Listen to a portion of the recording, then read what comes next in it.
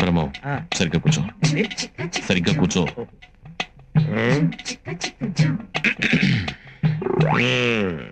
పెళ్లి కూతుర్ని పిలిపించమంటావా? పిలిపించమంటాడు బాబా, అందుకే వచ్చింది. పిలిపించు. అమ్మాయిని ఒకసారి పిలిపించండి. కూర్చోండి, పిల్ల తండ్రి నేను ఉన్నానుగా, పిలుస్తాను.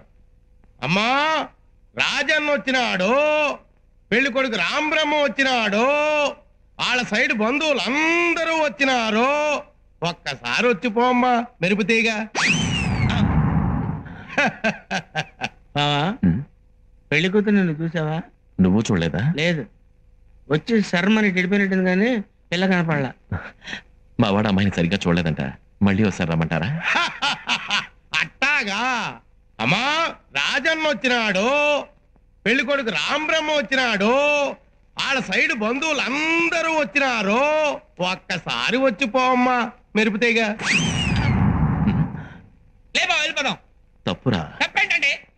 ఇందాక చీర కనపడింది, ఇప్పుడు అసలు ఏమీ కనపడలా. ఏమీ చూడకుండా పెళ్లి చేసుకుంటావా? పిల్లకి కొంచెం సిగ్గెక్కువ, తుర్రుమంటది, అందుకే మెరుపు తీగని పేరు పెట్టిన. మీరు ఏ పేరు పెట్టుకుంటే మాకెందుకండి? పెళ్లి చూపులు అన్న తర్వాత ఆ పిల్ల ఎదురుగా కూర్చొని నేను కూర్చొని లుక్స్ మాత్రం మాట్లాడుకోవాలి కదా. అసలు మేము పెళ్లి చూపులకు వచ్చావా, మొదటి ఇంట్లో పరుగు పందెం చుట్టానికి వచ్చావా? బ్రహ్మం అరవకు, ఒక్కసారి అమ్మాయిని నిదానంగా రమ్మనండి. దాన్నేం భాగ్యం. అట్టాగే. అమ్మా, మెరుపు తీగ, రాజన్న వచ్చినాడు, పెళ్లి కొడుకు రాంబ్రహ్మ వచ్చినాడు, వాళ్ళ సైడ్ బంధువులు. రాంబ్రహ్మ వచ్చినాడు, పెళ్లి కొడుకు చచ్చినాడు, బంధువులంతా చచ్చినారు అని ఓ దీర్ఘాలు తీసి ప్రాణాలు తోడేస్తున్నావు కదా. ఆ పెళ్లి కూతురి ఒకసారి చూపిస్తావు. అమ్మాయిని కాస్త కాఫీ తీసుకురమ్మని చెప్పండి. అట్టాగే. కాఫీ తీసుకురా అమ్మా మెరుపు తీగ.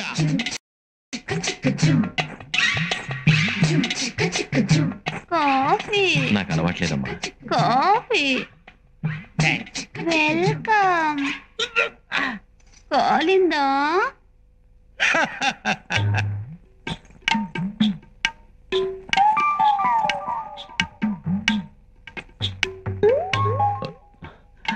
పెళ్లి కొడుకు ఇతనమ్మా, బాగా చూసుకో. ఇంతసేపు మిమ్మల్ని చూస్తున్నాను, వాణ్ణి చూస్తేనే డోకొస్తుంది. డోకొస్తున్నానా? ఈ జన్మలో నాకు పెళ్లి కాదయ్యో.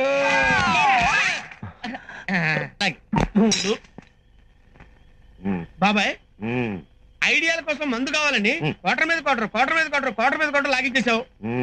సత్తు నా కోసం పడి తెచ్చేలా చేస్తానని ఇలా పెరట వైపు తీసుకొచ్చి కూర్చోబెట్టావు. ఒక ప్లాను చెప్పావు, ఏమీ చెప్పావు.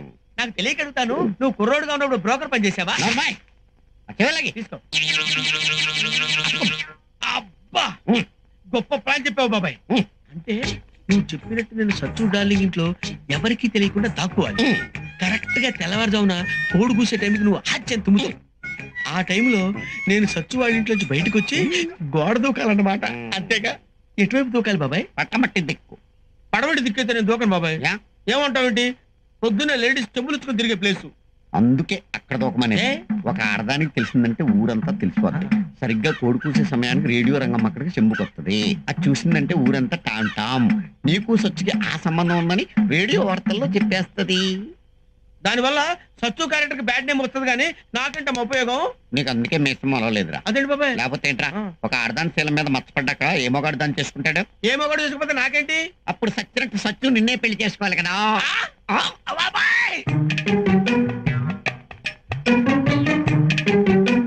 టైం బాగుందిరా, ఎవ్వరూ లేరు.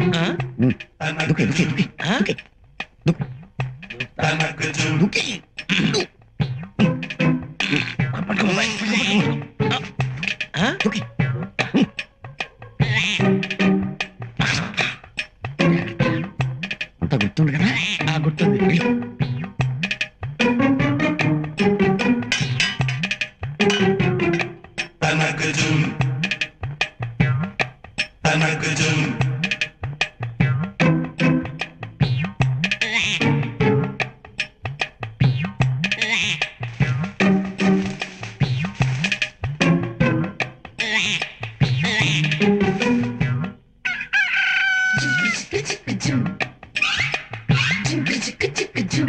ఈ సంగతి తెలిసావుగా?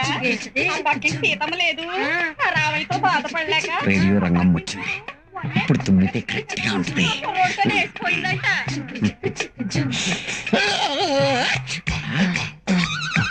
బాబాయ్ గడి తుమ్మాడు.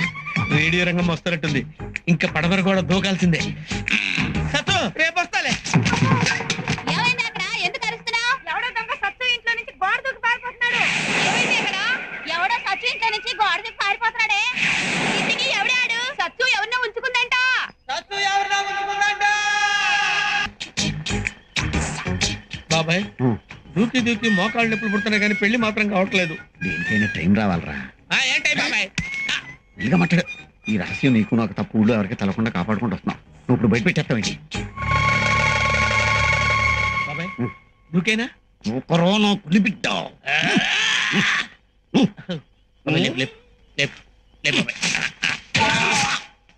వాడెవడో రోజు సచ్చు ఇంట్లోంచి గోడ దూకి పారిపోతుంటే ఊళ్ళో ఎంతమంది ఉండి కూడా పట్టుకోలేని ఎదవలం అయిపోతున్నాం. ఈ రోజు కూడా దూకుతాడంటావా? ఏహే ప్రతిరోజు దూకుతున్నాడని మన ఆడంగులు చెప్పబట్టే కదంట మన అందరం ఇక్కడ కాపలా కాస్తున్నాం.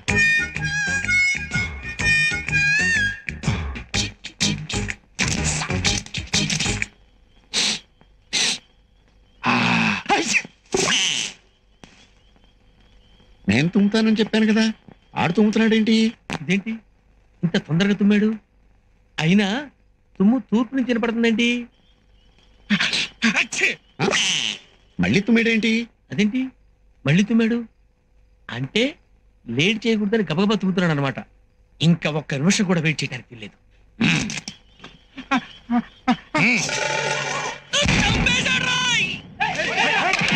వీడు ఎక్కడో మాడుతున్నాడు.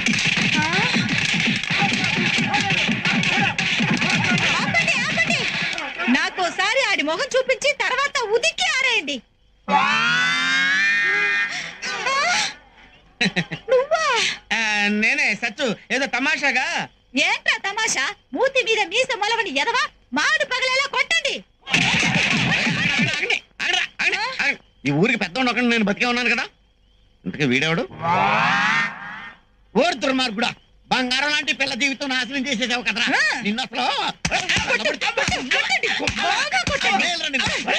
అసలు ఈ చెడిపోయిన పిల్లని ఈ ఊళ్ళో ఇంకేమో కూడా పెళ్లి చేసుకుంటాడా? నువ్వు పెళ్లి చేసుకుంటావా? నేనెందుకు నువ్వు చేసుకుంటాను? చేసుకుంటావా?